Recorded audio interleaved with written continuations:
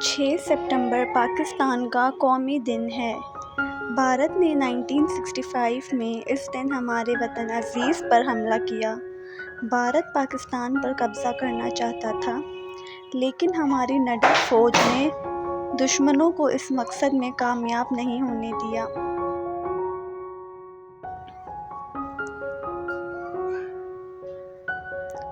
ہماری فوج دنیا کی بہترین فوج میں سے ایک ہے۔ ہم اس دن اپنے بہادر سپاہیوں کو خراج تحسین پیش کرتے ہیں۔